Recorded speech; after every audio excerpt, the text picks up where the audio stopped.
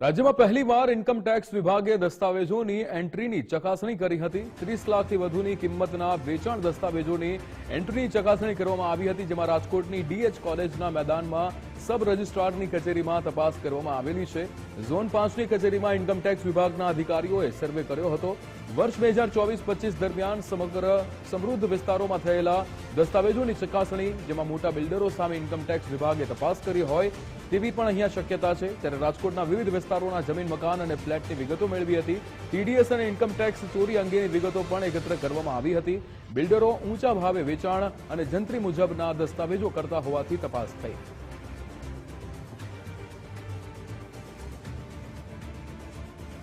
રાજકોટ શહેરમાં બિલ્ડરો ઉપર ગમે ત્યારે આયકર વિભાગ છે તે દોષ બોલાવી શકે છે, કારણ કે ગત રોજ રાત્રિના 11 વાગ્યા સુધી જે રાજકોટ ઝોન નંબર 5 છે સબ રજિસ્ટર કચેરી, ત્યાંથી ડેટા એકત્ર કરવામાં આવ્યા છે।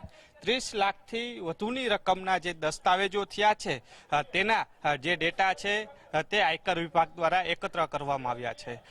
મોડી રાત સુધી આ કાર્યવાહી ચાલી હતી। આયકર વિભાગ દ્વારા જે તપાસ છે તે કરવામાં આવી હતી।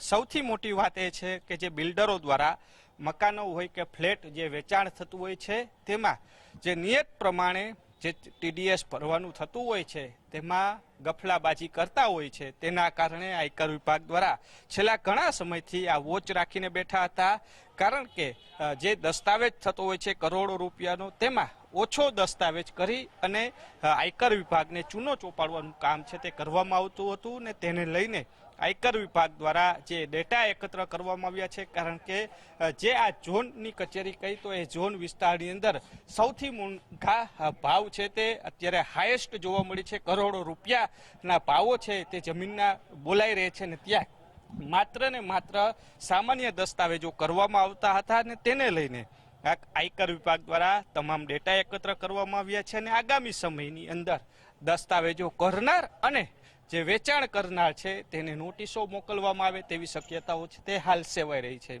જો કે હાલ તો તમામ ડેટા છે તેનું આયકર વિભાગ દ્વારા એનાલિસિસ છે તે કરવાનું શરૂ કરી દેવામાં આવ્યું છે અને આગામી સમયમાં અનેક બિલ્ડરો અને જે મકાન ખરીદનાર છે કે ફ્લેટ ખરીદનાર છે કે જમીન ખરીદનાર છે તેને પણ આગામી સમયમાં નોટિસ મોકલે તો પણ નવાય નહીં।